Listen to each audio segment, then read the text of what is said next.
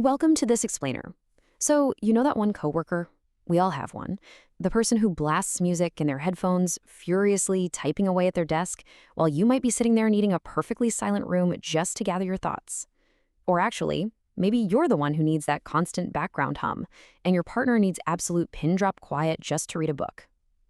It's this wild dynamic that plays out in offices and living rooms everywhere, every single day. Well, today we are unpacking the actual science behind this exact scenario. Because as you'll see, whether you prefer the noise or the silence, it's not just some quirky habit you picked up along the way. Okay, let's dive into this. Why do extroverts actually crave the chaos? It's a mystery that has completely puzzled introverts for decades. Why do extroverts seem to not just tolerate but literally need bustling, chaotic, highly stimulating environments just to function effectively? What's going on under the hood that makes total chaos comfortable or even necessary for one group of people while being completely exhausting for another? I mean, it goes way beyond just liking people or being outgoing. To figure this out, we've got to look at what they are actively hunting down. Extroverts have this distinct, fundamental need for stimulation just to function properly. Think about the high-energy environments they naturally gravitate toward, right? Loud parties, busy social events, heavy bass, caffeine. Now, they aren't just out there trying to have a good time. They are actively seeking these environments out to reach their optimal level of engagement. Without those high-energy external inputs, they can feel super sluggish, uninspired, or just understimulated. They quite literally use these external factors to power up their internal engines and get their brains running at full speed. Now, let's pivot from human behavior over to the hard science, because this is where it gets incredibly illuminating. Craving a loud room isn't just a personality quirk. It is rooted entirely in science. Specifically, it all comes down to our biogenic nature and neurophysiology. In plain English, this just refers to the deep biological root causes that dictate an individual's internal baseline for stimulation. Basically, we are all wired with a specific physiological set point right from birth. Extroverts simply have a different biological baseline, one that demands significantly more input from the outside world just to feel properly engaged and alert. Now, what's really interesting about this slide is putting these two biogenic natures side by side to see the whole picture. Extroverts need high stimulation to function effectively, but to truly grasp how massive that threshold is, look at the introvert as a mirror. Introverts typically perform much better when they can lower their level of stimulation. Seeing these two realities right next to each other truly highlights just how high the extrovert's threshold for stimulation actually is.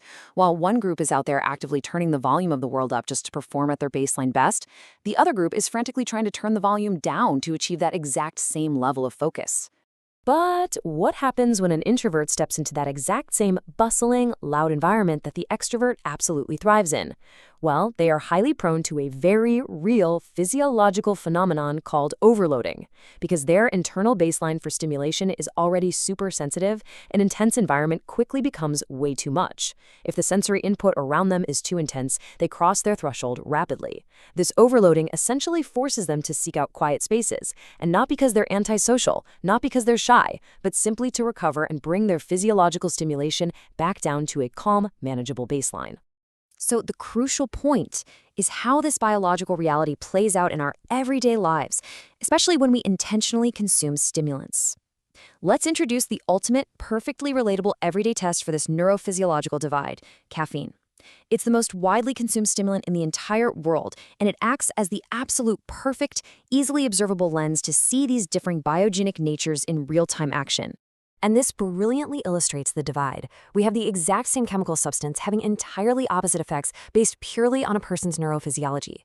For extroverts, caffeine is a total necessity. They actively seek it out to perform, especially in the morning when they need a massive boost just to reach their optimal engagement level. But for introverts, completely different story. Caffeine can actually hinder their performance. Specifically, if they are doing speeded or quantitative tasks, consuming caffeine can push an introvert's internal stimulation levels way too high, leading to a severe decrease in their ability to perform effectively. Let's map this out on a timeline to really paint the picture of a typical day. Morning hits and our extrovert grabs a giant cup of coffee just to function. They desperately need that external stimulant just to get their engine going and reach their baseline. Works perfectly for them. But let's say our introvert decides to have a coffee late in the day. Fast forward on our timeline to nighttime, and we see this extreme yet totally biologically sound example. The introvert is lying in bed, staring wide-eyed at the ceiling, heart racing, deeply regretting that 4 p.m. latte, and experiencing severely disrupted sleep. The exact same substance that is required to wake up the extrovert's brain completely overloads the introvert's system so much that they literally cannot calm down hours and hours later. Which brings us to our final takeaway for this explainer.